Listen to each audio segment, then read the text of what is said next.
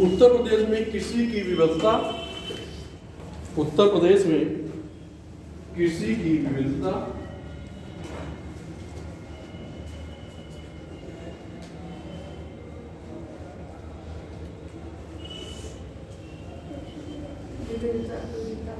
कृषि की विविधता कामा लगाइएगा। कृषि की समस्याएं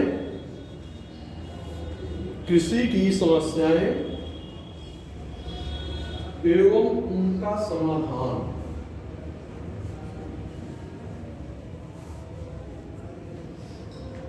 अब विविधता, एग्रीकल्चर, डाइवर्सिटी, प्रॉब्लम, समस्याएं, समाधान, सॉल्यूशन। तो टॉपिक के नाम से ही जैसा स्पष्ट है, उत्तर प्रदेश में कृषि की इसका मतलब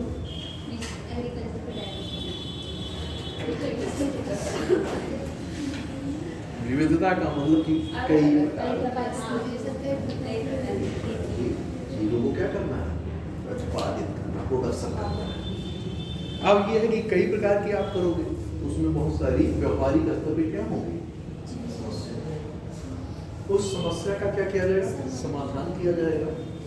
किसी भी चीज की उत्पत्ति हो रही है, ओरिजिन हो रही है, तो उसका कोई क्या होता है, या किसी का, और उसका समाधान सीधे क्या है कि उस कारण को भी क्या कर दिया जाए, खत्म कर दिया जाए।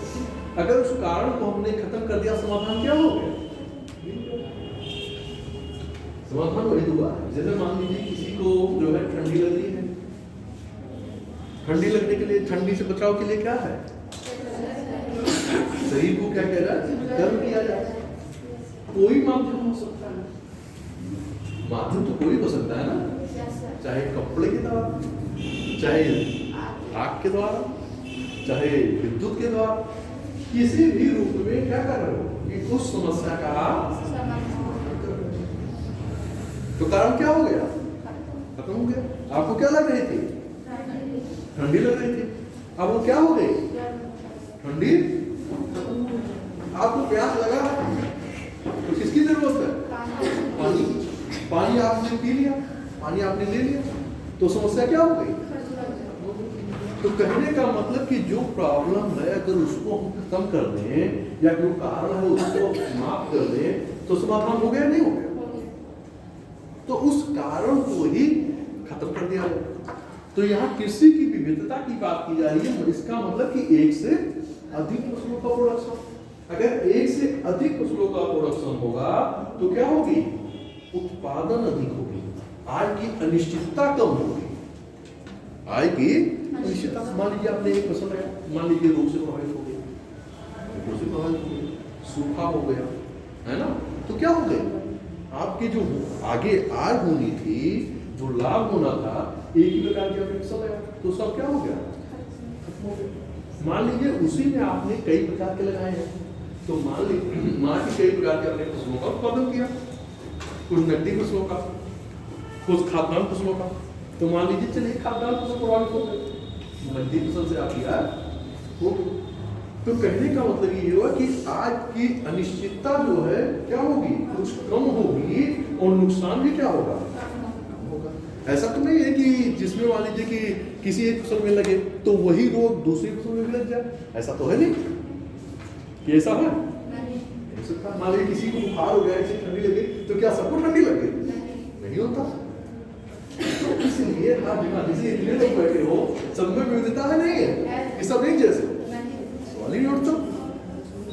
तो जो हम सब एक जैसे नहीं हो सकते, तो अगर किसी प्रकार की विविधता होगी तो अनिश्चितता क्या हो जाएगी, कम हो जाएगी। इसीलिए देखिए जब फार्मिंग किया जाता है, कोई चीज की जाती है, तो क्या होता है, एक की डिपेंडेंसी नहीं की जाती। कारण उसका ये कि मान लीजिए एक सेक्टर कोई प्रभावित हो जाए, तो क्या हो गई, जिसपे आपकी अर्थव्यवस्था टिकी हुई है, वो क्या हो जाएगा, खत्म हो जाएगी। लेकिन अगर और सेक्टर उसको जो है क्या कर रहे हैं, कवर कर रहे हैं, तो जो अनिश्चितता हुई उसका क्या हुआ, कम हुआ, नहीं हुआ। मान लीजिए मान लीजिए कि आपके पास 100 रुपये आया, 100 रुपये में आप एक ही वस्तु लिए, मान लीजिए वो खराब हो गया, तो 100 के 100 पूरे क्या हो गया, नुकसान हो गया ना, खत्म हो गया। अगर मान लीजिए आपने उसी में 3-4 प्रकार के सामान ले लिए, तो ऐसा नहीं कि सब खराब निकल जाएंगे। तो क्या हुआ, आपका जो प्रॉफिट है या आपके पैसे के जो लॉस है वो क्या हुआ, कम हुआ नहीं हुआ। तो डाइवर्सिटी क्यों की जा रही है, विविधता क्यों की जा रही है, इसीलिए की जा रही है। एक ही उद्योग से काम चलेगा नहीं, एक ही फसल से काम चलेगा नहीं। तो जब एक ही चीज से काम नहीं चलेगा तो विविधता तो अपनानी ही पड़ेगी। तो वही चीज व्यवहारिक स्तर पे आप क्या कर रहे हो, अपनी कृषि में भी कर रहे हो। कृषि भी क्या, परंपरागत कृषि, वाणिज्यिक कृषि, है ना, उद्योग के रूप में, व्यवसायिक रूप में कृषि, नकदी वसूल, तो ये सब क्यों कर रहे हो, कारण है ना, इसलिए कि आर्थिक स्थिति मेरी बेहतर है ना। और बेहतर होगा तो 4 लोगों को क्या होगा, रोजगार मिलेगा, 4 लोगों को रोजगार। मान लीजिए आप फार्म हाउस बना रहे हो, तो फार्म हाउस अकेले तो बनाओगे नहीं, उसमें क्या बहुत लोगों की जरूरत होगी। तो उतने जितने लोग जरूरत होगी उसमें क्या हुआ, लोगों को रोजगार मिला नहीं मिला, मिला ना। उससे आपको भी आय मिलेगी और दूसरों को भी क्या हो रहा है, रोजगार। तो इससे क्या हो रही, एक आदमी लाभान्वित नहीं हो रहा, बहुत सारे लोग लाभान्वित हो रहे हैं। तो ऐसे जब धीरे धीरे इस चीज का व्यापक स्तर पर प्रसार होगा, व्यापक स्तर पर किसी चीज का फैलाव होगा, तो क्या होगा, व्यापक स्तर पर उसका जो है क्षेत्र में आपको प्रभाव दिखाई देगा, सकारात्मक और नकारात्मक दोनों रूप में। अब ये है कुछ योजनाएं ऐसी होती है जो सकारात्मक रूप से ज्यादा प्रभावित करती हैं, और कुछ होती है कि नकारात्मक रूप से ज्यादा प्रभावित करती है। जैसे मान लीजिए आप एग्जाम देने जा रहे हो या तैयारी कर रहे हो, मान लीजिए 2 दिन बाद आपका पेपर, आपको हमेशा कोई कहे कि तुम पेपर अच्छा नहीं कर पाओगे, तुम्हारी उसकी बात नहीं है, तुम्हारी क्षमता नहीं है, तुम्हारे अंदर टैलेंट नहीं है, तुम उस व्यक्ति को मत देखो, तुम में उसमें बड़ा अंतर है। अब तुम 10 बार 50 बार वही बातें सुन रहे हो, तुम बहुत पॉजिटिव सोच रहे हो, नहीं मेरे अंदर वो टैलेंट है, मेरे अंदर वो कैलिबर है, मैं कर सकता हूँ और कर भी लूंगा। लेकिन जो विचारधाराएं आ रही हैं, जो आपके ब्रेन पे जो है क्या पड़ रहा है, आपके मस्तिष्क पे जो प्रभाव पड़ रहा है, वो इतनी बार पड़ जा रहा है कि आपका पॉजिटिव जो लेवल था, जो टेम्परामेंट था, वो क्या हो जा रहा है, डाउन हो जा रहा है। क्योंकि वेटेज किसका ज्यादा हो गया, नेगेटिव एनर्जी, वो ज्यादा हो गया तो भारी हो जाएगा, नहीं होगा। तो आपका कॉन्फिडेंस लेवल पेपर में क्या हो जाएगा, कम हो जाएगा। आप जानते हुए चीजों को भी क्या कर दोगे, वहाँ याद नहीं है, भरना कोई भी कर भर दिया, कोई जानबूझ के नहीं, आपने किया काला कोई हो गया, कोई बाद में पता चला नहीं ये भी गया। तो ये सारी चीजें क्या होती है, जब आप हड़बड़ा जाते हो या ऐसी चीजें हावी हो जाती हैं, जैसे फोबिया आप बोलते हो, ये चीजें हावी हो जाएंगी तो आप अपना परफॉर्मेंस बेहतर नहीं कर पाओगे। भले आपके अंदर टैलेंट है, सारी चीजें है, जानकारी है, नहीं कर पाओगे। जैसे आपका जब वाइवा होता है या इंटरव्यू होता है तो आप क्या हो जाते हो, घबरा जाते हो, नर्वस हो जाते हो कि अरे क्या पूछ लेंगे, कैसा कर लेंगे, पता नहीं क्या हो जाए, हम बता पाए न बता पाए। इस उधेड़ बुन में जो पड़े रहते हो, इससे क्या होता है कि आपकी चीजें भी क्या हो जाती है, भूल जाती है। और लोग क्या होता है, हाथ पाँव कांपने लगते हैं, डरने लगते हैं, कैसे फेस करेंगे। सीधे एकदम बिल्कुल जैसे रोज की तरह, कोई टेंशन नहीं, कोई हेडेक नहीं, जाते हो क्या होगा, होगा या नहीं होगा, क्या दिक्कत है, चलते हैं देखते हैं, हंसते खेलते हुए जाइए, बिल्कुल एंजॉय करते हैं, कोई टेंशन नहीं, कोई हेडेक नहीं। देखिए परफॉर्मेंस कैसा होता है। लेकिन जब वो सर पे फोबिया हावी हो जाता है कि नहीं परफॉर्मेंस अच्छा नहीं होगा, नहीं कर पाएंगे, क्योंकि आप पहले से क्या हो रहा, आपके ब्रेन में इसी फ्रेमिंग हो रही है, तो फिर आप कैसे अच्छा करोगे, नहीं कर। इस डर को क्या करना होगा, निकालना। इस डर को जैसे निकाल ले तो उस दिन आप अपना किला क्या कर लिए। और जब तक डरे रहिए, अपने पाँव न बढ़ाइए, तब तक समस्याएं हैं। और जिस दिन घर से निकल पड़े उस दिन चीजें आसान होनी शुरू हो जाती है।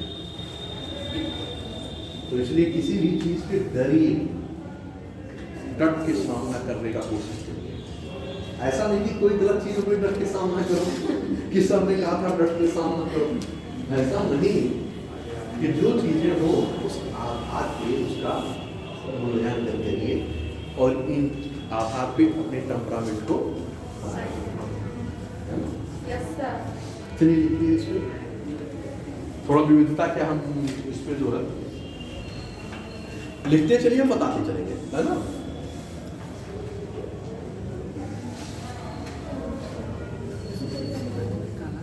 लिखिए, उत्तर प्रदेश में किसान और कृषि के क्षेत्र की, उत्तर प्रदेश में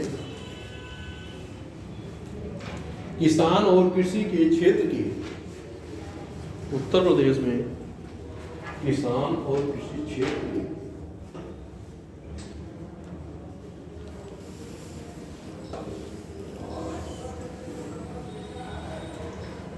किसान और कृषि क्षेत्र की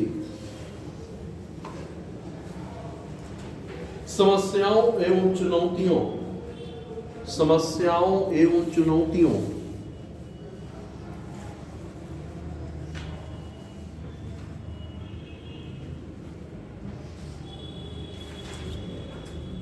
समस्याएं एवं चुनौतियों, अब समस्याएं और समाधान, समस्याएं चुनौतियां एवं इनके समाधान पर प्रकाश डालें, एवं इनके समाधान पर प्रकाश डालिए या डालें। अब आप कुछ पढ़िए, टॉपिक मैंने क्या दिया, इसमें क्वेश्चन कितने बन रहे हैं?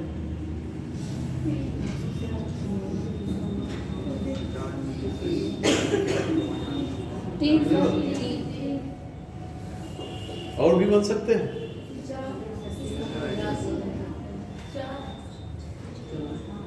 ठीक है, मैंने नाम क्यों ऐसा दिया? रोल करा रहे हैं, रोल बता रहे हैं, क्यों ऐसा क्यों लिखा रहे हैं ऐसा? आप भी सोचने का प्रयास करें। मेरे लिखाने का मतलब केवल इसलिए है इस रूप में कि आपके ब्रेन में, आपके दिमाग में ये चीजें आने लगे कि इस रूप में। अब हम यहाँ टेकल तो करेंगे एक रूप में, लेकिन इससे प्रश्न आपके बनेंगे 4-5 क्वेश्चन बनेंगे, एक प्रश्न नहीं बनेगा। कितने बनेंगे? एक प्रश्न में डील करूंगा, लेकिन होगा कितने वो क्वेश्चन बनाएगा? 4-5 क्वेश्चन बनाएगा। तो इस प्रकार की तैयारी, इस प्रकार आप सोचेंगे तो करोगे, एक प्रश्न तैयार होगे, कितने तैयार? 4 प्रश्न तैयार होंगे। और अगर 4 तैयार आप ऐसे करते हो तो कितने प्रश्न तैयार हो जाएंगे? बोलिए, कितने तैयार हो जाएंगे आपके? वही प्रश्न आपके टॉपिक का छूटेगा? बताइए। मैं इसलिए इन चीजों को इस रूप में आपको बता रहा हूं कि आप ऐसे हर सब्जेक्ट के प्रश्न सोचने का नजरिया आपका डेवलप हो जाए। जो भी सब्जेक्ट हो, चाहे पॉलिटी हो, चाहे इकोनॉमी हो, चाहे हिस्ट्री हो, है ना, चाहे साइंस हो, इन सारी प्रवृत्ति को यदि आपने डेवलप कर लिया, विकसित कर लिया, तो आपको अपना आंसर लिखना बहुत आसान हो जाएगा, रटना भी बहुत कम पड़ेगा, तो चीजों को समझने लगेंगे, है ना। तो इस चीज को क्या करना है? विकसित करना है। और इसीलिए हम अपनी क्लास में इन चीजों पे जोर क्यों देते हैं कि आपका ये विकास हो जाए इसी पेपर का, जिससे आप इसका हर क्षेत्र में क्या कर पाए? प्रयोग कर पाए, लिख पाए। इसीलिए मैं देखिए जितने कंक्लूजन कराता हूं सब में अंतर डालता हूं। क्यों डालता हूं? कि आप 2-4 भी सीख लेंगे, 4-5 भी सीख लेंगे, तो भी आपका काम चल जाएगा। इसीलिए शब्दों को चेंज कर रहे हैं, बता रहे हैं। नहीं एक ही फॉर्मेट में लिखाते हैं, क्या देखते हो? लेकिन नहीं, एक फॉर्मेट में, क्योंकि सबसे डिफर कैसे होगा, अंतर कैसे होगा? जब सभी लोग एक ही तरह की होंगे तो एक ही तरह के नंबर भी होंगे। जब कुछ अंतर होगा तभी तो नंबर ज्यादा पाओगे। अंतर जब होगा तभी तो नंबर आपको मिलेगा ज्यादा, नहीं तो नहीं मिलेगा। अब इसमें लिखिए, थोड़ा थोड़ा लिखते चलिए, बताते चलेंगे।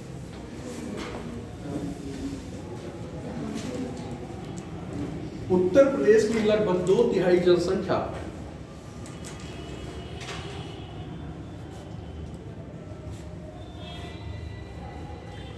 उत्तर प्रदेश की 2/3 जनसंख्या, लगभग 2/3 जनसंख्या लिखा जाता है।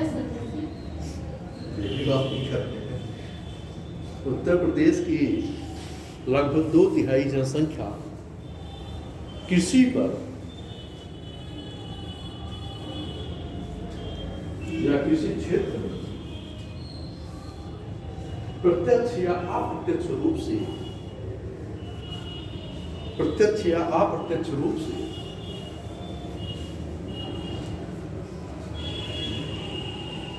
आश्रित है या कृषि पर निर्भर है। जो भी ठंडे तो हम बोल रहे हैं जो भी वो आगे पीछे।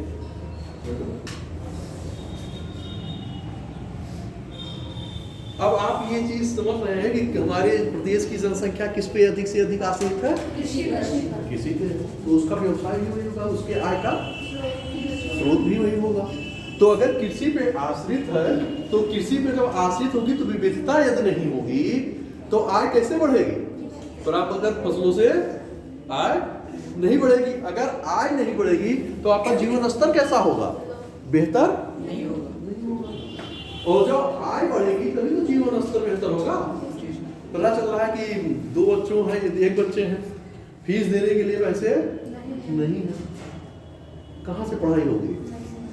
दवा के लिए पैसे नहीं है, कहाँ से दवा होगी? जो कि क्या है? बेसिक नीड है। तो जब क्या होगा? जब आपके आय का लेवल बढ़ेगा तो आप क्या कर पाओगे? शिक्षा, स्वास्थ्य, अन्य क्षेत्रों में भी क्या कर पाओगे? निवेश कर पाओगे, लगा पाओगे। और जब इतना भी नहीं हुआ, खाने के लिए ही लाले पड़े हुए हैं, समझ रहे हो? तो शिक्षा और स्वास्थ्य कहाँ गया? दूर की चीजें। पहले क्या करना है? पेट भरना है ना। तो पहले क्या है कि भूख से जो तड़प रहे हैं, भूख से जो विवल है, पहले क्या चाहिए? रोटी चाहिए, है ना। उसके बाद ही दूसरी चीज आती है, उसके बाद ही तो दूसरी चीज आएगी। मान लीजिए यहाँ बैठे हो, भूख लगी है, तो हम कितना भी समझाएं, कितना भी पढ़ाएं, लेकिन ध्यान कहाँ है? वो कुछ भी सवाल पल्ले नहीं पड़ेगा। ये लगेगा क्या बोल रहे हैं, कुछ समझ नहीं आ रहा है। समझ रहे हैं? ये व्यवहारिक नजरिया है, व्यवहारिक दृष्टिकोण जिसे आप महसूस करते हो। ऐसी स्थितियां जरूर आई होगी कि कभी आपको ऐसी भूख लगी होगी कि नहीं, पहले कुछ चाहिए खाने के लिए, कुछ भी मिल जाए। कहीं ऐसी परिस्थितियों में आप फंस गए हो, ऐसा नहीं कि नहीं है खाने के लिए, कि मान लीजिए फंसे हुए नहीं आ पाए या अगर बगल कुछ मिल नहीं रहा है, ऐसी भी स्थितियां आती हैं, सबके साथ होती हैं। ऐसा नहीं कि किसी के साथ नहीं होती, कोई सबके साथ है जो निकलने वाला है, चलने वाला है। तो उस स्थिति को आप महसूस करके अनुभव करिए कि क्या होता है ना। प्यास लगी है तो पहले किसकी व्यवस्था में रहोगे कि कहीं पानी मिल जाए, तो पहले पानी ढूंढोगे, दूसरी चीज बाद में। तो ये आवश्यकताएं आपको क्या कर रही है, जिसे कहते हो नीड, है ना, कि नहीं ये होना ही चाहिए, इसके बिना काम नहीं चलेगा। तो सारा ध्यान कहाँ आ जाता है? कंसंट्रेट कहाँ आपको जा रहे हो? वहां पे। अभी मान लीजिए किसी समस्या से पीड़ित हो, दर्द हो रहा है, आपका सारा ध्यान कहाँ होगा? आपके पेट पे होगा कि नहीं, इससे छुटकारा मिलना चाहिए। तो ये क्या हो गई? आपकी भीड़ हो गई। ये चीजें व्यवहारिक दृष्टिकोण में है और जिसे आप महसूस भी करते हो। कहने के लिए कुछ भी हो कि नहीं सर मैं नहीं महसूस करता, मैं नहीं मान सकता कि आप महसूस कैसे नहीं कर सकते। हो ही नहीं सकता कि महसूस न करता हो इंसान। बस ये हो सकता है कि उसकी गहराई, गहनता कितना है, किसके ऊपर पीड़ा कैसी है, वो कैसा है, तड़प कैसी है, उस आधार पे चीजें महसूस होती है ना। मान लीजिए कम पीड़ा है, कम भूख लगी है तो विंडो खोल दीजिए।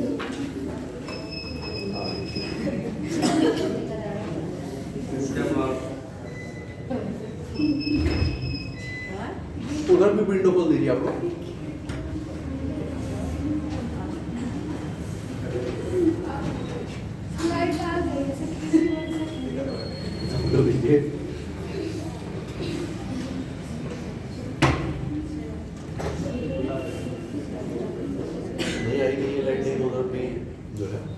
लाइट देखिए,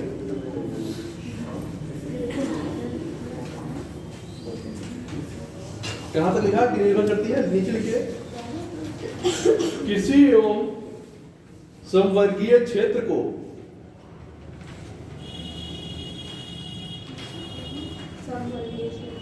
मतलब जुड़ा हुआ उससे क्षेत्र का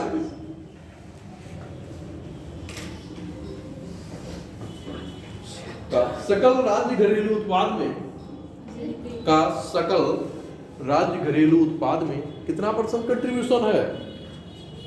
मैंने कई बार बताया 24%।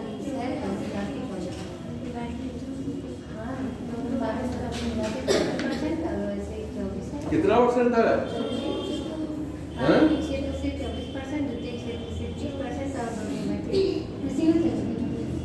24 लिख लीजिए।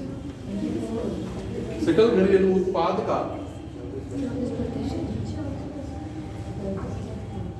योगदान लगभग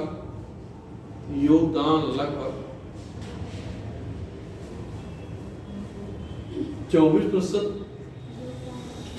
कंट्रीब्यूशन होता है, क्योंकि 3 क्षेत्र है ना, प्राथमिक, द्वितीयक और तृतीयक क्षेत्र। तीनों को मैंने बताया था 24, 30 और 46 है ना। तो ये आपके प्रदेश की जो आज जो पिछला मतलब बजट पेश हुआ था, वो अभी 26-27 का आएगा, आपको उसकी बात नहीं कर रहे, अभी तक जो करंट में चल रहा है उसकी बात कर रहे हैं। बजट में क्या आएगा वो आगे हम देंगे, लेकिन आज जो है हम इसे लेके चलेंगे। नीचे लिखिए, इसके बावजूद उत्तर प्रदेश में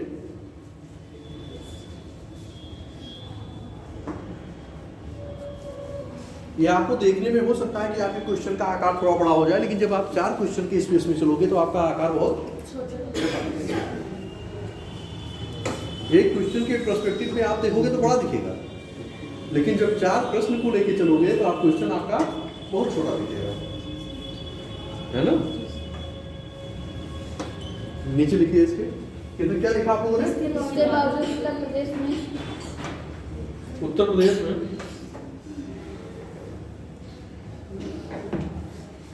किसान व किसी क्षेत्र के समक्ष, किसान एवं किसी क्षेत्र के समक्ष मतलब सामने के समक्ष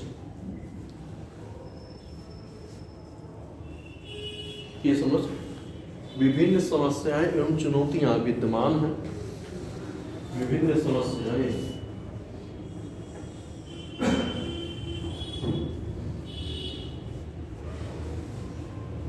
समस्याएं एवं चुनौतियां विद्यमान हैं। किसके सामने? किसान और क्योंकि हमने ऊपर भी वही दिया है, समस्याएं और समाधान, चुनौतियां, यही सब तो लेके चला है। फिर लिखिए नीचे से,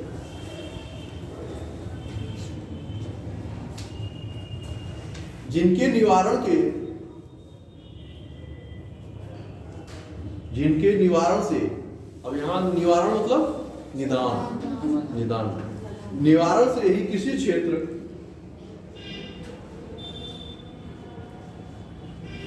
निवारण क्षेत्र से ही किसी क्षेत्र को एक लाभप्रद, किसी क्षेत्र को एक लाभप्रद सौदा या मसौदा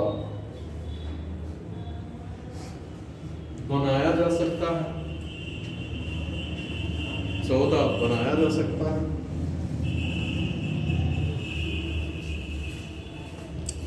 या लाभप्रद स्थिति प्राप्त की जा सकती है, कुछ भी लिखिए, बनाया जा सकता है। अब हमारे सामने आपने इसमें लिखा क्या ऊपर, एक बार रिवीजन करिए सभी लोग, तेज गति से रिवीजन करिए जो लिखा है हमने।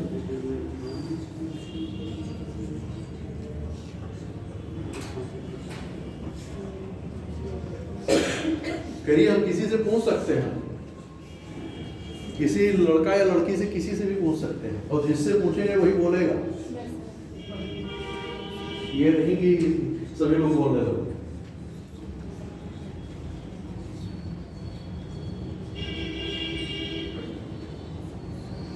पढ़ लिए सभी लोग? Yes sir. समझ में आ रही है चीजें? Yes sir. ठीक है, तो हम अभी नहीं पूछे, बीच में पूछेंगे, ये जाने रहिए। सभी लोग तैयार रहिएगा, ध्यान से सुनिएगा, नहीं किसी से भी पूछ सकते हैं। नीचे लिखिए, समस्याएं एवं चुनौतियां। समस्याएं एवं चुनौतियां निम्नलिखित हैं।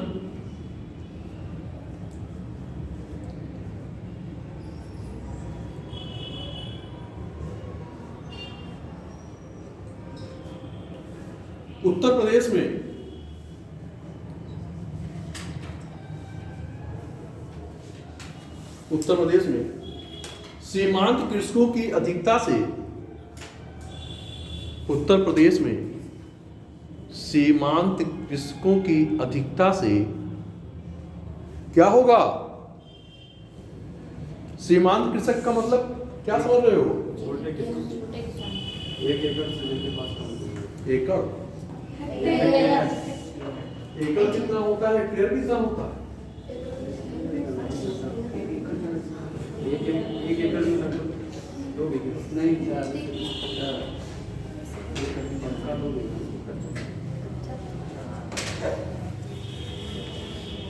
क्या होता है? पहले लाइन कंप्लीट होता है। कहाँ लिख, क्या लिखा? अधिकता से सीमांत अधिकता से क्या होगा? निवेश कम होगा। क्या होता है? लाइनें क्या होता है, कभी भूल जाते हैं कि हमने क्या पीछे लिखाया, आगे हम जो है कुछ बोल देंगे, तो उस हिसाब से पीछे की लाइनें इसीलिए पूछना पड़ता है क्या लिखा है। तो हम निवेश क्यों कम हुआ? देखिए, सीमांत का मतलब कि 1 हेक्टेयर से कम भूमि है। जब भूमि कम है तो आय क्या होगा? कम होगी। जब आय कम होगी तो निवेश क्या होगा? कम होगा। जब आपके पास पैसा होगा लगाने के लिए तभी तो निवेश करोगे। यहाँ क्या हो रही है कि जो मूल आवश्यकताएं हैं वो भी पूरी नहीं हो पा रही है। तो जब पूरी नहीं हो पा रही है तो निवेश कैसे संभव? तो जो कुछ कम है तो निवेश भी उसी मात्रा में होगा। तो जब निवेश कम होगा तो विकास क्या होगा? कम होगा। लाभ की स्थितियां क्या होगी? कम हो जाएगी। बात समझ आ रही है? यस मान लीजिए किसी के पास 100 बीघे है, 10 हेक्टेयर जमीन है। अब जिसके पास मान लीजिए 2 बीघे जमीन है तो 100 की बराबरी वो कर पाएगा? कभी नहीं कर पाएगा। भाई उसके पास पैसा क्या है? अधिक आ रहा है, तो निवेश भी तो अधिक करेगा। वो जोखिम भी उठाने के लिए क्या होगा? वो खुद नहीं कर पाएगा, 4 लोगों को लगा के करा लेगा, नई तकनीक को अपना लेगा, क्योंकि उसके पास क्या पूंजी है ना? नई तकनीक को अपना करके विभिन्न प्रकार की फसलों का उत्पादन कर लेगा, बागवानी फसलों का कर लेगा, नकदी फसलों का कर लेगा, फार्मिंग कर लेगा। तो उसके पास क्या हो गया? बहुत सारे प्रकार से आय होने लगेगी और बहुत सारे लोगों को क्या हो जाएगा? रोजगार भी मिल जाएगा। तो उस स्तर का जब लैंड होगा तो क्या होगा? तभी निवेश की मात्रा अधिक होगी। लेकिन आपके यहाँ क्या है? सीमांत किसान है, छोटे किसान है, तो छोटे हैं तो निवेश भी क्या हो जाएगा? व्यवहारिक रूप में आप बता सकते हो। आगे लिखिए,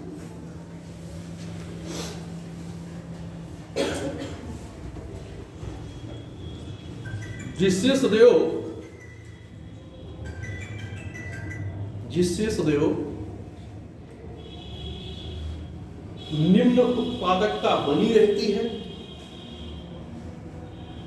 जिससे सदैव निम्न उत्पादकता बनी रहती है। बनी रहेगी नहीं बनी रहेगी? भाई आप परंपरागत की प्रकार की खेती कर रहे हो सन 70 के दशक की, और 21वीं सदी की बात आप नहीं कर रहे हो। उस हिसाब से आज नई नई टेक्नोलॉजी आ रही है, नए नए उपकरण आ रहे हैं, उसका प्रयोग आप नहीं करोगे तो उत्पादकता कहाँ बढ़ेगी? नहीं बढ़ेगी ना। तो उसके लिए क्या करना होगा? आज की चीजों के अनुसार हमें क्या करना होगा? परिवर्तित करना होगा। और उसके लिए क्या चाहिए? पूंजी चाहिए, तकनीक चाहिए, वैसे बीज चाहिए, उर्वरक चाहिए। पता चला उतनी पूंजी हमारे पास नहीं है, उन उपकरणों को अपनाने की जो है शक्ति नहीं है, तो कैसे उत्पादकता बढ़ेगी? तो उत्पादकता क्या हो जाएगी? कम हो जाएगी। और डिपेंडेंसी किस पे है आपकी? अधिक पॉपुलेशन किस पे डिपेंड है? निर्भर किसी पे है? तो जो कृषि पे निर्भर है और कृषि आपका क्या है, मानसून का जुआ है। जिस साल क्या होगा, मौसम जलवायु अनुकूल होगी उस साल फसल क्या होगी, अच्छी होगी। और जिस साल मौसम प्रतिकूल होगा तो फसल क्या हो जाएगी। तो ये अनिश्चितता है ना। और अगर मान लीजिए एक चीज आप बागवानी फार्मिंग की कर रहे हो तो क्या होगा, उस पर इसका इतना प्रभाव, तो उससे क्या होगा, उसकी स्थिति सुदृढ़ होगी ना। लेकिन इतना लैंड होना भी तो चाहिए। यहाँ पता चला खाने के लिए नहीं है तो आप फार्मिंग कहाँ से सोचोगे। जब आपके पास उतनी लैंड होगी, जमीन होगी, तभी तो विविधता अपनाओगे कि चलो 4 ये बो देते हैं, 4 ये दूसरा बो देते हैं, 4 ये फार्मिंग कर देते हैं। लेकिन उतना है भी नहीं, तो जो है नहीं तो क्या हो जाएगा, निवेश कम हो जाएगा, आय कम हो जाएगी, उत्पादकता कम हो जाएगी। अब अगर आगे लिखिए,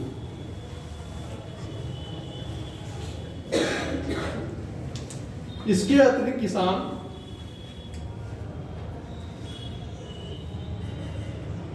कृषि साख हेतु, साख मतलब ऋण, साख हेतु असंगठित क्षेत्रों पर अधिक निर्भर है। असंगठित नॉन ऑर्गेनाइजेशन, मैंने बताया था ना, साहूकार, महाजन, ये सब क्या करेंगे, क्या करेंगे। गांव में आप भी देख रहे होंगे, जाति व्याज में पैसा नहीं, अब क्या स्थिति हो जाएगी, स्थितियां क्या हो जाएंगी, कर्ज के जाल में फंसते चले जाएंगे और स्थितियां बहुत बुरी हो जाएंगी। कहाँ 7% पे ब्याज पे, 8% ब्याज पे आप पैसा नहीं ले पा रहे हो, और कहाँ हर महीने आप 10% 12% पे आप ब्याज ले रहे हो, तो क्या हो गया, पैसा आपका डबल कितने दिन में हो जा रहा है उनका, जो उसने दिया है साहूकार का, है 10 साल भर में 100 रुपए दे रहा है, कितना ले रहा है, 120 रुपए आपसे ब्याज ले रहा है, और उसकी 100 रुपए की पूंजी क्या है, बनी हुई है। तो आपसे कितना सौदे के ले रहा है, 220 रुपए ले रहा है, उसकी पूंजी तो बनी है, वो तो क्या है, बिजनेस उसका चल ही रहा है। लेकिन आप क्या हैं, आप बर्बादी की मंजिल की तरफ जा रहे हो, है ना। बर्बाद कौन होगा, जो लिया होगा, जिसने कर्ज लिया है। हाँ ठीक है, अगर उससे ज्यादा वो कमा ले रहा है, मान लीजिए 100 रुपया लिया और वो 500 कमा ले रहा है या 300 कमा ले रहा है, तो देना कितना पड़ रहा है, 120 देना पड़ रहा है, प्रॉफिट उसको कितना हुआ, 180 रुपए का हुआ ना। तो अगर इस रूप में वो अपने आप को कर ले जाता है, तब तो लाभप्रद स्थिति में होगा। और इस रूप में कर पाना व्यवहारिक रूप में क्या है, बहुत कठिन है। अगर इसके पास इतनी क्षमता ही होती तो ऐसी स्थितियां ना आती। इसका मतलब कि उसके पास ये क्षमता नहीं होगी, क्यों 500 रुपए कमाता है ना। अपवाद तो हर जगह होता है, लेकिन बहुमान्य मत में ऐसी क्षमता उसके पास। लिखिए आगे, क्या क्या लिखा है,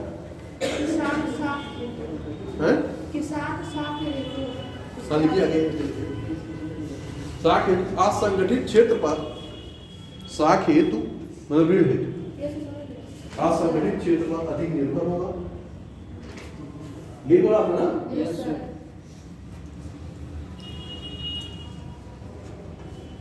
अधिक निर्भर होगा।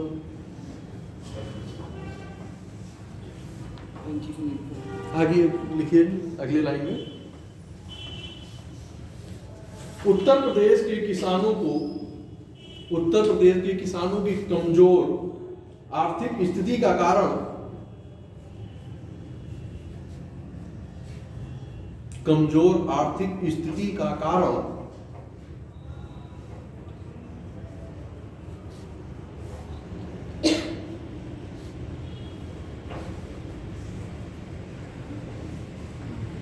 छोटे जोत, छोटे जोत, अभी हमने बताया ना सीमांत, छोटे जोत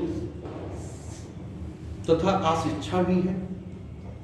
जब आप शिक्षित हो गए, अब एक जो शिक्षा प्राप्त व्यक्ति नहीं है और जो एक वेल एजुकेटेड है, शिक्षा दीक्षा उसकी अच्छे स्तर की है, तो दोनों के बोलने का, कार्य करने का, सोचने का, है ना, हर चीजों में क्या दिखेगा आपको? अंतर दिखेगा।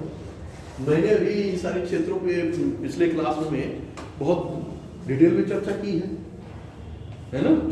तो शिक्षा क्या करेगी? आपके हर क्षेत्रों में विकास में क्या करेगी? द्वार खोलेगी। मान लीजिए भी आप शिक्षित नहीं होंगे तो क्या करें? देखिए जो शिक्षित नहीं है उनके सोचने का विजन देखिए, बोलने के देखिए, आप अपने स्तर को देखिए, तो अंतर दिखेगा ना। तो ऐसे वो जो कार्य वो करेगा उसकी एफिशिएंसी, दक्षता कैसी होगी? काफी अलग होगी, है ना? तो जब एफिशिएंसी आपकी दक्षता अधिक होगी तो आपकी जो है क्या होगा? आउटपुट भी अच्छा होगा, है ना? आप कम पैसे में अधिक विकास करोगे। और उसके पास जब वो आइडिया ही नहीं है, विचार ही नहीं आ रहे हैं, तो क्या कर पाएगा उसको? लेकिन नहीं हो सकता है उसको जो है, कुछ लोग ऐसे भी आप देख लोगे कि जो बहुत अच्छे स्तर का शिक्षित नहीं है, लेकिन उसको ऐसे माध्यम वो क्या कर रहा है? दूसरे के माध्यम से वो क्या कर रहा है? उसका उपयोग कर ले रहा है, क्योंकि उसके पास क्या थी? कैपिटल था, पूंजी था, और वो दूसरे की बौद्धिक प्रतिभा का लाभ उठाकर क्या कर रहा है? बढ़ रहा है। देख भी रहे होंगे आप लोगों ने, बहुत सारे लोग ऐसे हैं, दिख भी रहे होंगे। तो ऐसी भी स्थितियां उत्पन्न होती हैं। लेकिन शिक्षित होना क्या है? जरूरी है। ऐसा नहीं कि शिक्षा के लिए कि आप नौकरी नहीं पाए तो शिक्षा ले जाओ, शिक्षा का मतलब ये नहीं केवल नौकरी। शिक्षा आपको हर सब परिस्थितियों से क्या करेगी? निकालेगी, है ना? आगे लिखिए, कहां तक लिखा है? अशिक्षा भी है। परिणाम स्वरूप, अब परिणाम स्वरूप क्या होगा? अगर वो शिक्षित किसान है तो क्या होगा? उनकी सोच क्या होगी? वैज्ञानिक गति होगी? नहीं होगी ना। देखिए आगे, ये ना तो वैज्ञानिक किसी पर कर पाते हैं,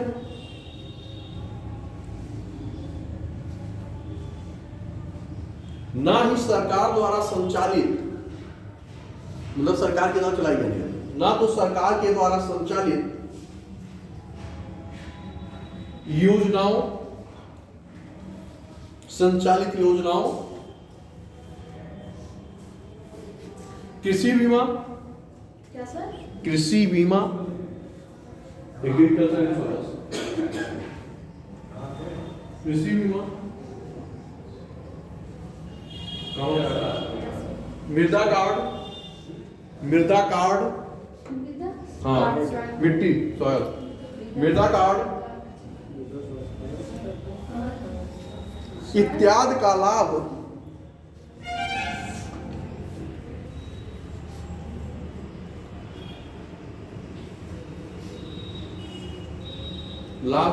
उठा पाते हैं? उठा पाएंगे? उनको जानकारी ही नहीं पता चलेगी कि कोई योजना है। तब जब आपको पता नहीं चलेगा कि हमारे लिए ये योजना चलाई जा रही है तो आप लाभ होंगे कैसे? पहले ये तुम्हें जानना चाहिए कि ये हमारे लिए ये चीजें हैं, तभी तो आप उसका लाभ उठा पाओगे। जैसे मान लीजिए आप विद्यालय में आते हो, पता चला छात्रवृत्ति मिल रही है, आपने क्या काम किया? फॉर्म नहीं भरा, आपको पता नहीं कि छात्रवृत्ति मिलती है, तो क्या छात्रवृत्ति मिलेगी? नहीं मिलेगी ना। तो आपको इसके लिए क्या होना चाहिए? शिक्षित होना चाहिए। वैज्ञानिक ढंग की क्या करनी चाहिए? कृषि करनी चाहिए। वैज्ञानिक ढंग की कृषि होगी तो क्या होगा? लागत कम हो जाएगी। आप मृदा में जिन तत्वों की कमी है आप उनको डालोगे, जिनकी अधिकता है उनको क्या करोगे? नहीं डालोगे। और मान लीजिए आप ऐसे चीजों को डालोगे जिसकी जरूरतें नहीं है, तो जरूरत जब नहीं है तो आपके क्या होगा? एक तो मृदा प्रदूषण को बढ़ाएगा और दूसरी चीज क्या होगा? उत्पादन को भी प्रभावित करेगा, है ना? तो स्वाभाविक है भाई। तो इन सारी चीजों पे क्या हो रहा है कि व्यापक प्रभाव पड़ता है। मान लीजिए आपको पता चला किसी को कोई दिक्कत है, उसको दिया जा रहा है सामान्य दवा, उसकी जिसकी नहीं पता चला उसको जो है डायरिया है, उसको या काला है, उसको बुखार की दवा दी जा रही है ना? तो वो काम करेगा? तो कहने का मतलब जिस चीज की जरूरत है वो मिलना चाहिए। तो चीजें क्या हो पा रही है? नहीं मिल पा रही है। तो जब नहीं मिल पा रही है तो उसका परिणाम कौन झेलेगा? जो किसी कर रहा है। आगे लिखिए,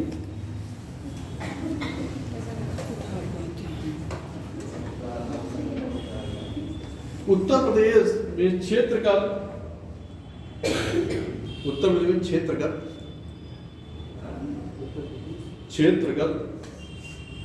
विविधता पाई जाती है,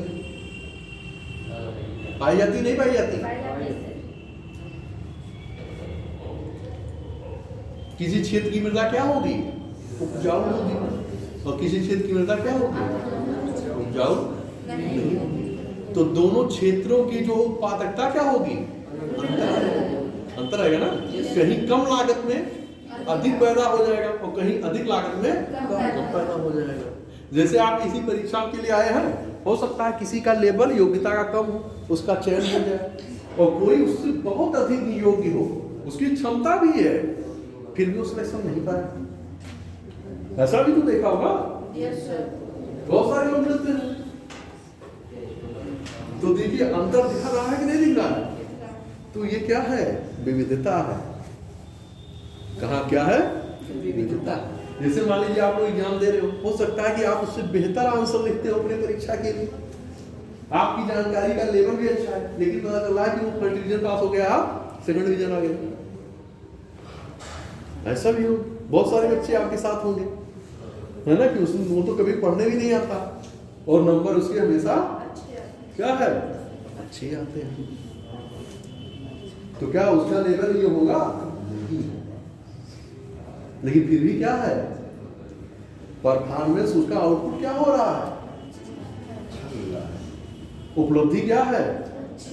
अच्छी है भाई। उपलब्धि जैसे आप यहाँ आए हो, तैयारी करने एग्जाम दे रहे हो, तो आपका चयन हो गया, आप कुछ भी ना पढ़ते हो, टहलते घूमते हो, मौज मस्ती करते हो, आपका चयन हो गया, तो क्या होगा? लोग यही तो कहेंगे कि नहीं आप पढ़ते थे, वो लड़का पढ़ता था, वो योग्य था, उसका चयन हो गया। अगर आपके अंदर वो योग्यता होती, आपका भी चयन हो जाता। यही तो लोग कहेंगे कि इससे कुछ ज्यादा कहेंगे। देखिए व्यवहारिक स्तर पर चीजों को समझने का प्रयास करिए, क्योंकि यहाँ देखिए हमारे पढ़ाने का उद्देश्य केवल जो है सिद्धांतिक नहीं है, हमारे यहाँ पढ़ाने का उद्देश्य व्यवहारिक पक्षों के अधीन में कोर्स क्यों कर रहा हूँ? क्योंकि क्वेश्चन अप्लाइड बनाए जा रहे हैं, व्यवहारिक क्वेश्चन बना करके आपको चेक किया जा रहा है। और आपके विजन को मैं क्यों इतना डेवलप करना चाह रहा हूँ कि व्यवहारिक और सैद्धांतिक दोनों स्तरों पे। और मैं हमेशा कहता हूँ एग्जाम्पल किस क्षेत्र से लीजिए? व्यवहारिक क्षेत्र से देने का प्रयास करिए। इसीलिए मैं व्यवहारिक चीजों को आपसे जोड़ के सारी एग्जाम्पल देता हूँ, इसलिए दे रहा हूँ कि जिससे आप भी सीख सकें, जोड़ सकें कि कहाँ पे कौन सी योजनाएं फिट होंगी, और साथ आप एग्जाम्पल आप दीजिए, है ना। क्योंकि रटा रटा एग्जाम्पल देना आसान होता है, और ये एग्जाम्पल सोच करके वो बना करके वहां पे लिखना कठिन होता है। आगे लिखिए, कहां तक पहुंचे? विविधता पाई जाती है जो कि लाभकारी किसी हेतु समस्या व चुनौती दोनों उत्पन्न कर सकती है। समस्या व चुनौती दोनों उत्पन्न कर सकती है। व चुनौती, चैलेंज दोनों उत्पन्न कर सकती है। किसके सामने करेगी? कृषि और किसान। नीचे और लिखिए,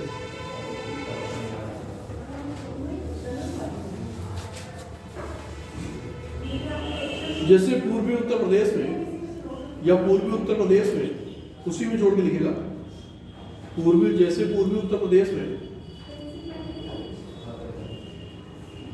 सदैव बाढ़ से ग्रस्त रहता है। आप देखते होंगे कि पूर्वी उत्तर प्रदेश में क्या होता है? बाढ़ की समस्याएं ज्यादा रहती हैं, और पश्चिमी उत्तर प्रदेश में बाढ़ की समस्याएं कम रहती हैं, है ना। तो जब बाढ़ की समस्याएं जहां अधिक ज्यादा होंगी, वहां समस्याएं भी क्या होंगी? तो वहां की फसल क्या होगी? प्रभावित हो जाएगी, नष्ट हो जाएगी।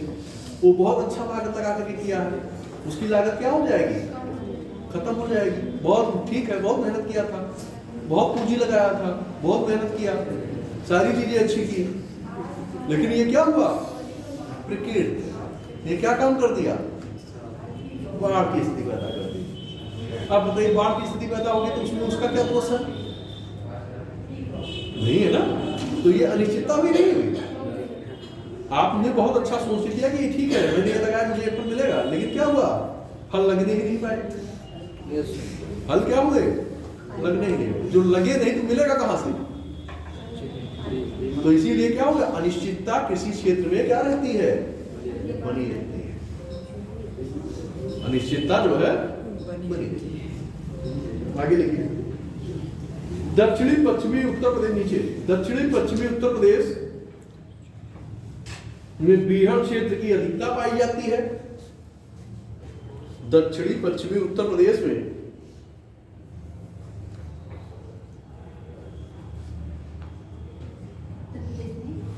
दक्षिणी पश्चिमी उत्तर प्रदेश में बीहड़ क्षेत्र की अधिकता पाई जाती है। तो यहाँ की भौगोलिक स्थिति को आप देखिए, किस प्रकार की धरातल, किस प्रकार का धरातल होगा? लैंड किस प्रकार का होगा? प्लेन लैंड होगा? नहीं होगा। क्या होगा? ऊंचा नीचा होगा, है ना। तो ऐसी स्थितियों में खेती कर पाना क्या होगा? मुश्किल होगा। जब मुश्किल होगा ऐसी स्थितियों में खेती करना, तो लाभ कितना मिलेगा? तो वहां के किसान क्या करेंगे? खेती करने के लिए बढ़ेंगे? नहीं बढ़ेंगे, क्योंकि ऐसी तकनीकें भी क्या है उनके पास नहीं है, और ना तो पूंजी है, तो ना ऐसी टेक्नोलॉजी है, और ना उनके पास क्या है? कैपिटल है, ना तो पूंजी है। तो दोनों स्थितियों में क्या करेंगे? वो अपना पैर पीछे खींचेंगे, क्योंकि वो जोखिम लेने के लिए क्या है? क्षमता नहीं है। वो जोखिम लेने की क्षमता क्या होगा? जब आपके पास होगा कि ठीक है जाने तो इसमें नहीं कुछ मिलेगा, तब भी कोई प्रभाव नहीं पड़ेगा। लेकिन ऐसी स्थितियां नहीं है, तो वो क्षेत्र क्या हो जाएगा? असमता दिखेगी नहीं दिखेगी? असमानता दिखेगी नहीं दिखेगी? तो विकास में भी क्या होगा? अंतर आएगा, है ना। Yes sir. क्षेत्रवाद की मांग क्यों होती है? क्यों होती है? पढ़ा होगा, भूगोल में भी बताया गया होगा, आपको साइंटिफिक में बताया जाएगा, पोल्ट्री में भी बताया गया होगा। क्या चीज़ सर? क्षेत्रवाद की समस्याएं क्यों उत्पन्न होती हैं? बहुत सारी चीजें होती हैं जो क्षेत्रवाद उभारती हैं। मैंने एक दिन मैंने डिस्कस भी इसमें किया था, क्षेत्रवाद क्यों होता है, क्या कारण है। मैंने एक लेक्चर भी इसमें दिया है। आगे लिखिए।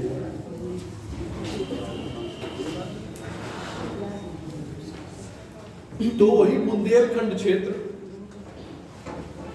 बुंदेलखंड का क्षेत्र क्या होगा? बुंदेलखंड में सूखा होगा। सूखा ग्रस्त होने के कारण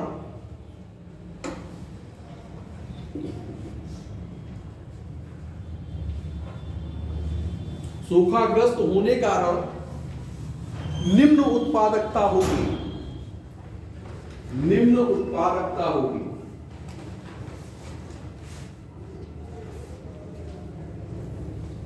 वहां पे क्या होगा? नहरें बना पाना मुश्किल होगा, ट्यूबवेल लगाना ये भी कठिन होगा। तो उन क्षेत्रों में क्या है कि जो है जब पानी की व्यवस्था नहीं होगी, सूखा होगा, तो उत्पादकता क्या होगी? कम होगी। जो सिंचाई फसलें हैं उस क्षेत्र में उत्पादित नहीं की जा सकती। वही फसलें होगी जिसको पानी की बहुत कम जरूरत है या नाम मात्र की जरूरत है, और वही फसलें वहां पे क्या की जाएंगी? उगाई जाएंगी। तो कृषि का विकास वहां क्या होगा? बहुत कम होगा। उत्पादकता क्या हो जाएगी? बहुत निम्न स्तर की हो जाएगी। आगे लिखिए।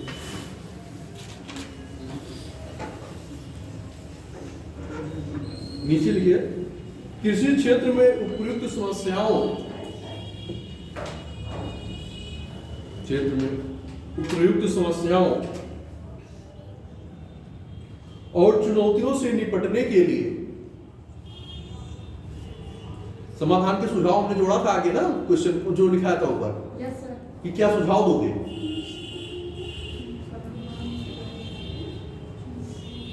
से निपटने के लिए सुझाव निम्नलिखित है।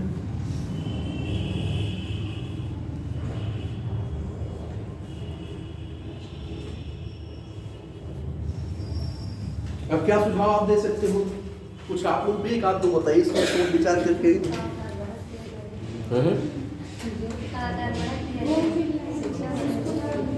एक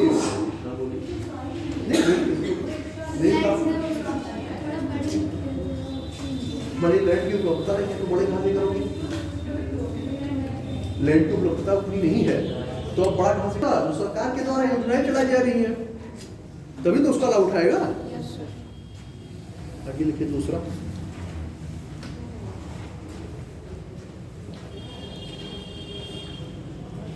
जिससे वे सरकारी योजनाओं का लाभ ले सकते हैं या उठा सकते हैं। आगे लिखिए। सिंचित क्षेत्र बढ़ाकर, मतलब सिंचाई से सिंचित क्षेत्र बढ़ाकर,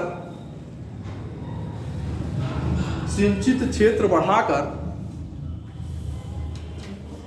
मानसून पर निर्भरता को कम करना, सिंचित क्षेत्र को बढ़ाकर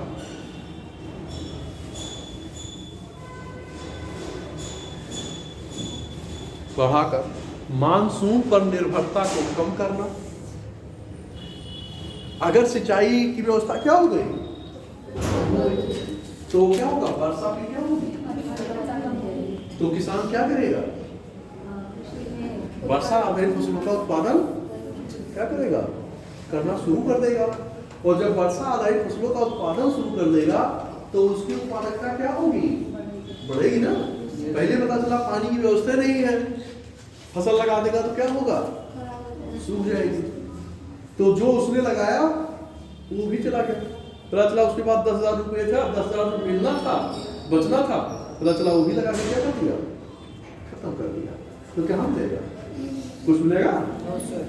तो पता चला घर की जो पूंजी जो थोड़ी बहुत थी जो किसान के पास वो भी चला गया, और जो लगाया कि चलिए सासा भी लगाया कि हमें इससे अधिक मिलेगा, और वहां सिंचाई की सुविधा नहीं, तो इस स्थिति में किसान वहां क्या करेगा, नहीं लगाएगा खेती। ऐसी स्थिति में नकदी फसलों पे या सिंचाई फसलों का उत्पादन वो नहीं करेगा। तो इससे क्या होगी, जब केवल किस पे, मानसून पे, तो मानसून क्या है, किसी साल बारिश अधिक होगी, किसी साल बारिश, तो फसल कैसे होगी, कभी अच्छी होगी, कभी और कभी एकदम खत्म हो जाएगी। पता चला जितना आपने लगाया उसका 10वां हिस्सा भी आपको नहीं मिला, तो किसान क्या होगा, टूट जाएगा, है ना। आगे देखिए।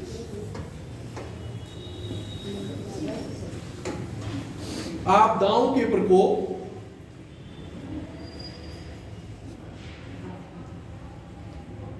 के दौरान किसानों को क्षतिपूर्ति प्रदान करना। अब ये क्षतिपूर्ति कौन देगा, सरकार देगा।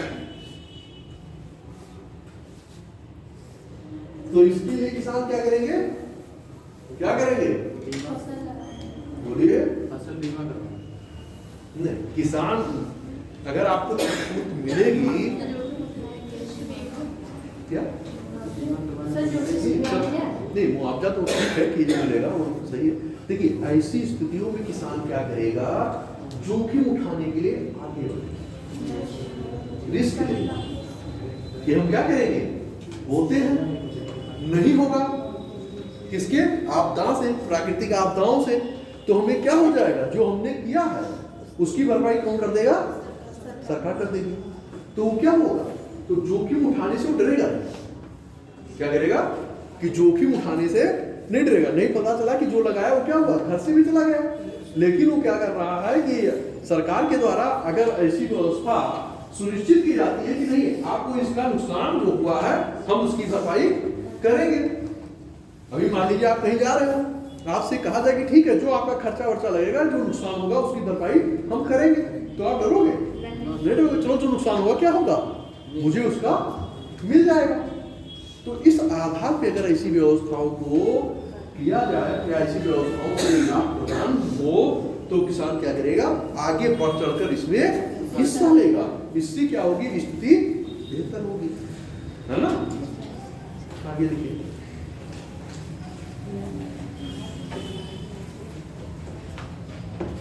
उत्तर प्रदेश किसान सम्मान निधि योजना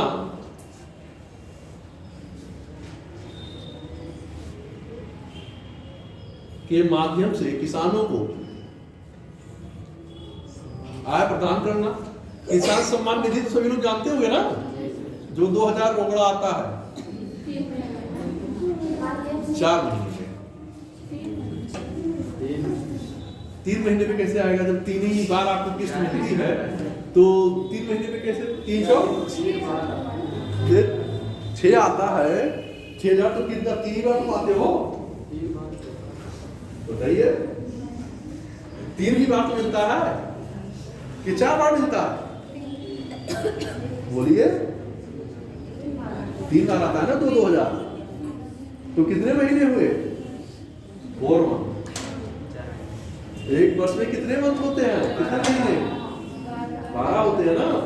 तो 3 से भाग दोगे कितना आएगा, 3 से डिवाइड करोगे 4 आएंगे।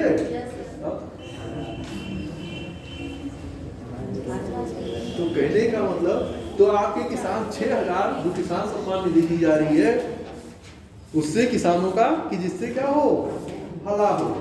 लेकिन अब वो आप लोग जानते हैं भला है ना, तो वो क्यों दिया जा रहा है कि किसान इससे थोड़ा क्या हो, आगे हो। आगे लिखिए, एक उत्पाद एक जिला योजना को, एक जिला योजना से प्रोत्साहन, 1 डिस्ट्रिक्ट 1 प्रोडक्ट, 1 डिस्ट्रिक्ट 1 प्रोडक्ट। नीचे कृषि प्रसंस्करण उद्योगों की स्थापना, प्रोसेसिंग करना, मतलब प्रसंस्करण उद्योगों की स्थापना करना।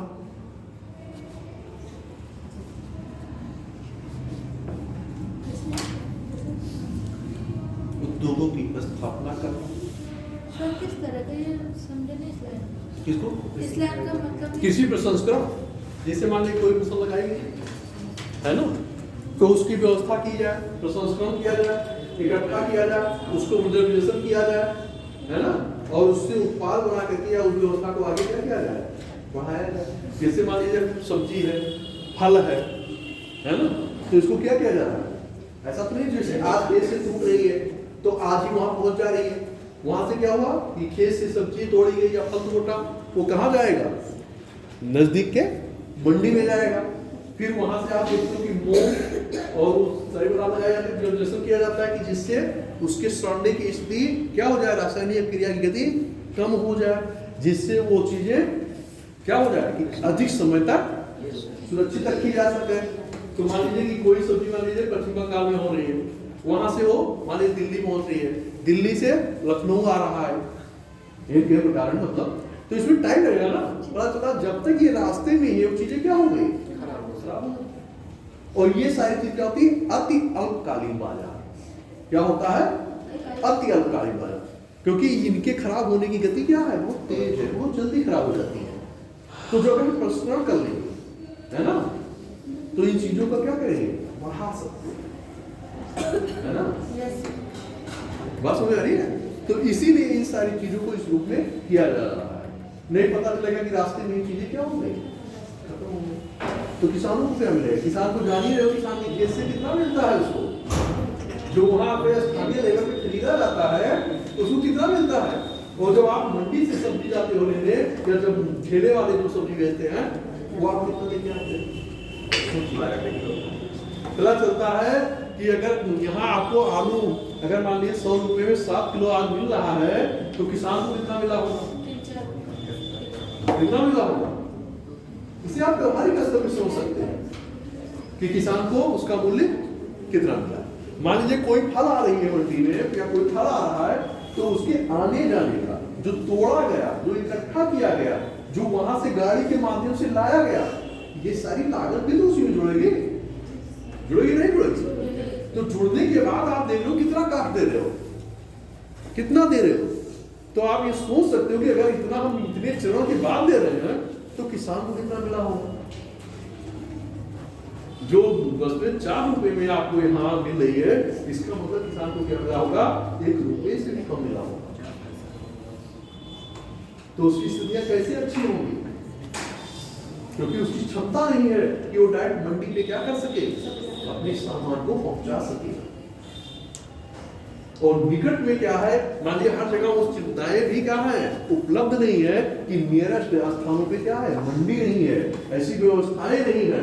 तो अगर ऐसी व्यवस्थाएं नहीं है तो उसके लाभ की प्राप्त करने की आशा कम हो जाती है, कम हो जाती है। इसका मतलब क्या है कि इंफ्रास्ट्रक्चर की कमी है, आधारभूत संरचना की कमी है। अगर ये चीजें कम दूरी पे स्थापित की जाए तो उन क्षेत्रों में क्या होगा, विकास होगा। लोग ऐसी चीजों को उगाने का प्रयास करेंगे, मेहनत करेंगे कि उसका उन्हें उचित मूल्य मिल पाएगा। और आज पता चल रहा है क्या हो रहा है, नहीं मिल रहा ना। तो जब नहीं मिलेगा तो उस हिसाब से उसका विकास होगा नहीं होगा। पता चल रहा है कि अगर आपको उतना ही मिल जाए जितना जो है नियत जो है, पता चला कोई दिल्ली के क्षेत्र के पास का है, उसके यहाँ से 10-15 किलोमीटर की दूरी है, वो पता चला अपना माल क्या कर दे रहा है, अपनी वस्तुएं क्या कर दे रहा है, पहुंचा दे रहा है। और पहुंचा करके क्या कर रहा है, अच्छा मूल्य प्राप्त कर ले रहा है। लेकिन क्या है कि यहाँ का आदमी पता चला कि अभी मान लीजिए आप बस्ती से हैं, यहाँ से दिल्ली पहुंचाने में कितना आपको लगेगा, जितना मिलना नहीं, लागत आपकी क्या हो गई, तो आप कर पाओगे नहीं कर पाओगे। इसका मतलब क्या, अगर वही व्यवस्था हमारे यहाँ से क्या हो जाए, उपलब्ध करा दी जाए, आधारभूत संरचना ऐसी विकसित कर दी जाए कि वहीं से वो माल का कलेक्शन करने में आपको उसका उचित रेट मिल जाएगा। और अगर उचित रेट ऐसा मिल जाता है तो आप क्या करोगे, एक बार लाभ मिला तो आप दोबारा क्या करोगे, थोड़ा बढ़ा के करोगे, है ना। और अगर निरंतर आपको लाभ मिल रहा है तो आपकी क्या करना होगा, रिस्क लेने की क्षमता क्या हो जाएगी,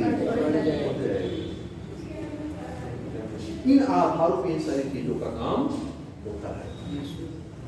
आगे लिखिए,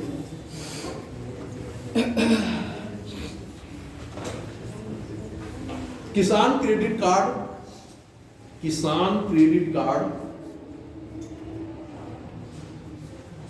से वित्तीय पहुंच सुनिश्चित करना, किसान क्रेडिट कार्ड से वित्तीय पहुंच सुनिश्चित करना। अब वित्त का मतलब तो जान ही रहे हो सब ना, क्या है, जो आपका रोकड़ा है, पैसा है। किसान क्रेडिट कार्ड शुरू किया गया, योजना सुना होगा ना, नहीं सुना है, केसीसी किसान क्रेडिट कार्ड किसने शुरू किया गया, मैंने इसको बताया है किसने शुरू किया गया, क्या किसानों को कम दर पर ऋण प्रदान किया, कहां से, बैंकों के माध्यम से। और वो जो है ये 98-99 में आपकी योजना शुरू की गई थी, केसीसी किसान क्रेडिट कार्ड। इससे क्या कहेगा, जो वित्तीय संस्थागत बैंकिंग सेक्टर, उसके माध्यम से क्या हो रहा है, जो किसान साहूकार महाजन से जो ऋण ले रहे हैं उस पर आप देख लो ब्याज का दर क्या है, बहुत अधिक है। और बैंक आपको क्या करेगा, कम दर पर ऋण मुहैया कराएगा, आपकी जमीन के आधार पे, आपके पास लैंड कितना है उसके आधार पे क्या होगा कि आपको इतना ऋण मिलेगा। तो साल भर में आपको क्या करना है, उस ऋण को अदा करना है। अगर साल भर के अंदर आप उस ऋण को अदा कर देते हो तो आपको क्या मिलेगा, सब्सिडी मिलेगी। तो आपको ब्याज दर क्या हो जाएगा, मान लीजिए 7% पे आपको जो दिया जा रहा है, आपका 3% ब्याज क्या हो जाएगा, कम हो जाएगा। इसका मतलब हुआ कि मान लीजिए आपने 1 लाख रुपया लिया, आपको कितना परसेंट ब्याज देना पड़ा, 4%। 1 लाख का 4% कितना होगा, 4,000। आपको कितना ब्याज देना पड़ा 1 लाख का, 4,000 रुपए। और वही असंगठित क्षेत्र से साहूकार महाजन से लिए होते तो कितना पहुंचा देता? 40,000 पहुंचा देता, 2.5 लाख पहुंचा देता। भाई मैंने बताया 100 रुपए का 120 रुपए वो क्या ले रहा है? ब्याज ले रहा है। 100 रुपए तो उसकी पूंजी है ही, 100 में 120 जोड़ दीजिए, कितना हो रहा है? 220 रुपए हो रहा है। तो ऐसे जब इंटरेस्ट 1 लाख की 12% लेगा तो कितना होगा? वो क्या कर रहा है? पर मंथ ले रहा है। और यहाँ आपको क्या करना है? 12 महीने पे जो है 4% देना पड़ रहा है, साल भर में देना पड़ रहा है। तो आपका इंटरेस्ट क्या हो गया? बहुत कम हो गया। और वहां क्या है? वो मंथली हो रहा है। तो आपको कितना देना पड़ा? 4,000 रुपए देना पड़ा। और वहां कितना दे रहे हो? 2,20,000 रुपए देना पड़ा। तो वो कम है कि ये कम है? तो इससे क्या होगा? किसानों में ऋण लेंगे, कहां से लेंगे? संस्थागत क्षेत्रों से लेंगे, बैंकों से लेंगे। बात समझ आ रही है? इसलिए ऐसी योजनाएं शुरू की गई। आगे लिखिए।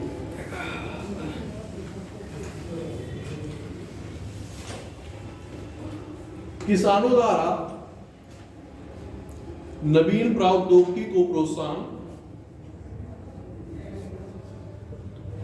किसानों द्वारा नवीन प्रौद्योगिकी के उपयोग हेतु प्रोत्साहन या उपयोग के लिए प्रोत्साहन,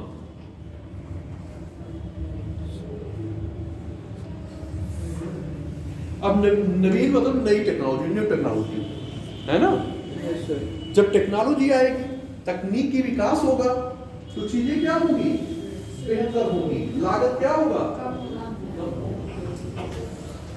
लागत आपकी कम हो जाएगी। तो किसानों को क्या करना है कि ऐसे टेक्नोलॉजी को अपनाने के लिए प्रोत्साहित करना है। लेकिन ऐसा नहीं कि हर किसान उसको आज अडॉप्ट ही कर लेगा, स्वीकार ही कर लेगा, धीरे धीरे करेगा। मान लीजिए आप कर रहे हैं, आपको देखा अगर बगल वाला, तो क्या होगा कि आप उससे लाभान्वित हुए, तो अगला व्यक्ति भी क्या करेगा कि फला व्यक्ति ने क्या किया था? इस चीज को अपनाया था, ये टेक्नोलॉजी, और उसका लाभ क्या हो गया? बढ़ गया। तो हमें भी क्या करना चाहिए? अपनाना चाहिए। लेकिन इसकी स्वीकारता ये सोचेगा कि 100% आज ही हो जाएगी तो संभव व्यवहारिक रूप में नहीं है। धीरे धीरे होगा, क्रमवार होगा, क्रमिक रूप से विकास होगा। लेकिन धीरे धीरे क्या होगा? एक क्षेत्र से दूसरे क्षेत्र में, दूसरे से तीसरे क्षेत्र में विकास ऐसे ही प्रभावित होता है ना। अब इसको देखिए, हम लोग इसको कंक्लूजन करेंगे, एंड करेंगे। समग्रता हम कह सकते हैं, समग्रता हम कह सकते हैं कि इन प्रयासों के साथ ही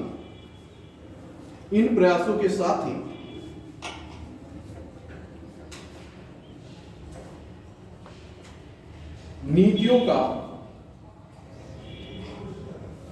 प्रभाव जमीनी स्तर तक पहुंचे। जो पॉलिसी बनाई जाए वो कहां तक पहुंचनी चाहिए? निचले स्तर तक पहुंचनी चाहिए।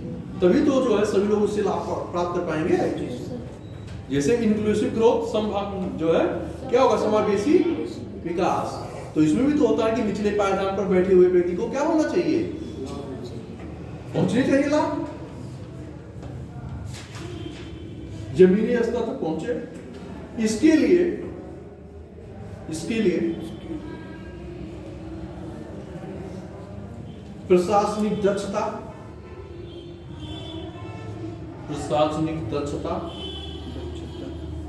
व नीतियों के क्रियान्वयन में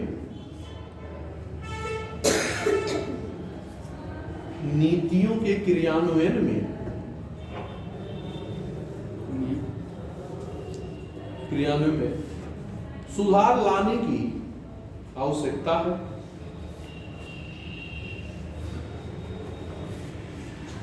सुधार लाने की आवश्यकता है।